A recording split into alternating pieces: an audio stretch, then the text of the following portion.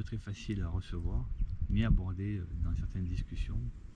Et je constate souvent, notamment sur les réseaux sociaux, voilà, toutes ces personnes qui viennent dénoncer, qui viennent montrer du doigt, qui viennent critiquer, et quelque part qui viennent juste déverser un peu leur fiel, entre guillemets, en désignant certains comme étant des ennemis.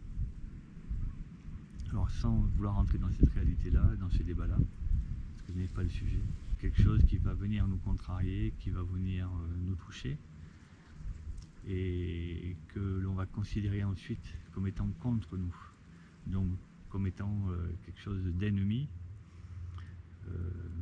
quel que soit le sens ou la vérité de ce qu'il peut y avoir derrière, en fait, dans cette action. Ce qu'il faut considérer dans ce moment-là, c'est ce que nous renvoie cette situation, ou ces personnes, ou cette personne, que nous allons considérer un moment comme étant un ennemi ou contre nous-mêmes. Alors je vous présente un nouvel ami que j'ai rencontré. Voilà, tu vas rester bien sagement, d'accord? Et tu participes. Voilà. Et donc ce que ça nous renvoie, donc c'est le désamour donc, de ce système ou de ces personnes vis-à-vis de nous-mêmes.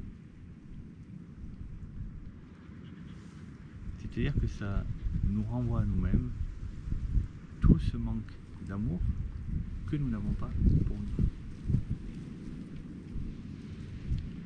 Si je considère l'autre ou la situation comme ennemi,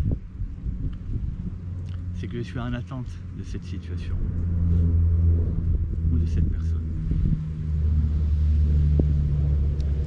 Donc là, en plus du chien, il y a un canadair qui fait des essais. Voilà, donc ça c'est la magie du live en nature. Aujourd'hui, cet équilibre, cette balance est remise en jeu.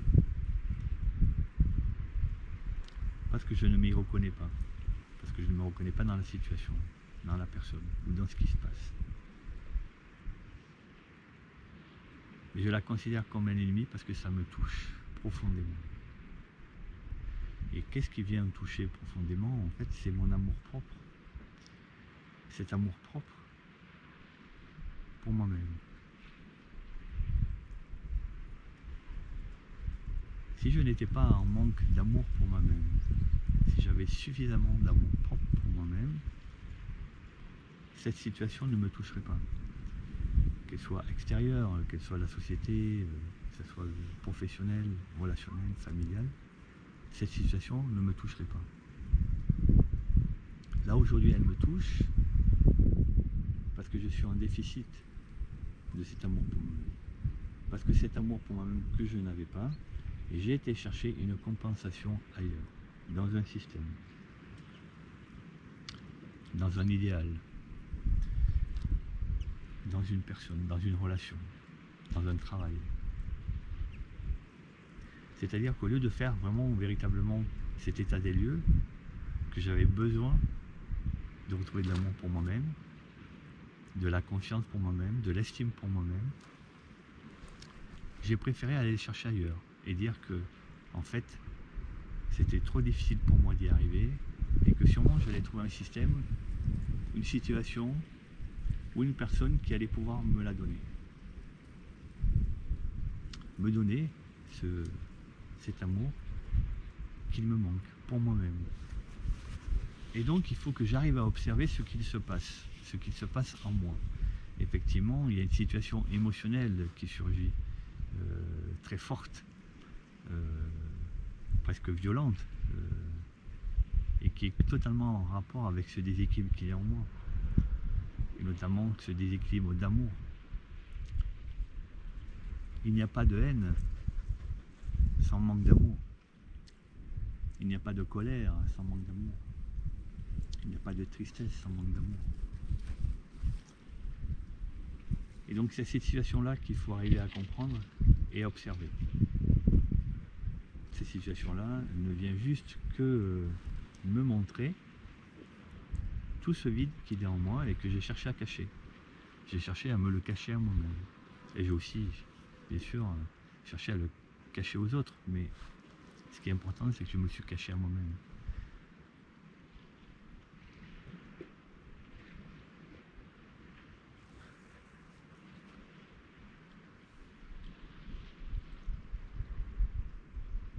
Donc comment je peux arriver à ne plus me cacher à moi-même que je suis en manque d'amour, qu'il y a quelque chose en moi qui est blessé, une part de moi qui n'est pas totale, qui manque, qui n'est pas satisfaite et qui n'est surtout pas dans la paix ni dans la joie. Alors il suffit juste de l'observer, et justement cette situation-là, ces situations qui sont souvent émotionnellement difficiles à vivre et dans lesquelles en fait on va prendre le parti émotionnel de cette émotion qui arrive, cette colère, cette haine, cette rancœur, de pouvoir se défouler et quelque part se décharger, se déresponsabiliser, en incriminant toujours l'extérieur, que c'est la faute de l'extérieur, que c'est à cause de l'extérieur, que les choses vont mal, que l'on va mal, que les choses ne sont pas comme il faut pour nous.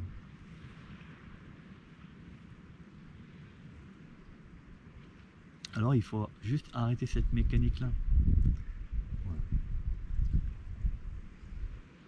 Et je peux prendre du recul sur la situation et arrêter déjà de juger. J'arrête de juger l'extérieur. Et des réalités, elles sont multiples. Des réalités qui peuvent nous concerner, des réalités qui peuvent ne pas nous concerner. Mais là, ce n'est pas le problème. Le problème, c'est ma réaction. C'est ce que ça produit chez moi. Donc s'il y a une émotion, il y a quelque chose qui bouge chez moi, c'est que nécessairement, je suis en déséquilibre. Car lorsque je suis en équilibre, je ne dois pas être affecté par quoi que ce soit. Je dois juste pouvoir accueillir toutes les situations, les accueillir, les recevoir, les observer, mais pas les juger, pas les prendre pour moi. Donc ça signifie juste que je suis en déséquilibre.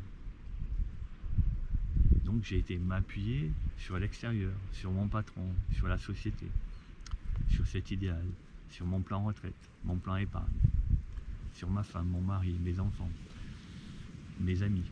J'ai été m'appuyer fortement, parce que sans cet appui, je n'y arrivais pas. Mais ça, c'est ce que je croyais.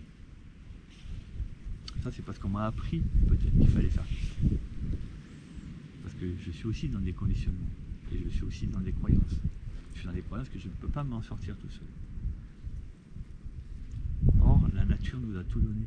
Elle nous a donné l'équilibre en nous et la capacité de pouvoir être dans cet équilibre. De pouvoir le retrouver, cet équilibre. Comme je peux retrouver ma santé, la maladie n'est pas une fatalité. La maladie est aussi un déséquilibre. C'est le même système. C'est le même fonctionnement. Donc c'est mon esprit qui va me tromper, encore une fois, et bien sûr mon ego. Donc cet ego qui va venir jouer le trouble fait et qui va toujours tout vouloir ramener à lui-même comme étant le centre de l'histoire et de l'affaire. Mais l'ego, c'est une projection de mon mental. Ce n'est pas véritablement ce que je suis. L'ego, il est lié aux programmations du mental. Il est lié au fonctionnement du mental. Et ce fonctionnement mental, il est dans les conditionnements des systèmes extérieurs. Puisque le mental a dû s'adapter, a dû fabriquer un programme pour pouvoir s'adapter à cet environnement extérieur. Qui nous a été proposé dès le départ, dès que nous sommes arrivés au monde. Donc l'ego se prend pour le mental se prend pour l'ego,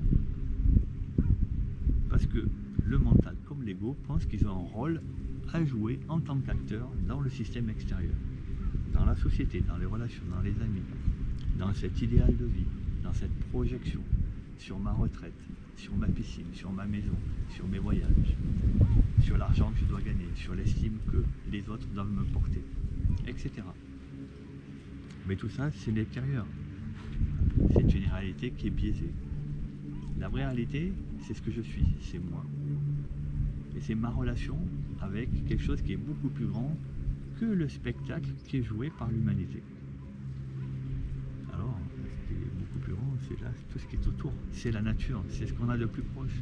C'est la plus belle réalité que nous puissions avoir. En prenant du temps pour moi, en étant avec moi-même, dans la tranquillité, dans le silence, je retrouve de l'espace pour moi. Et je vais pouvoir justement faire rentrer de nouvelles énergies qui vont venir me remplir, qui vont venir combler ce vide.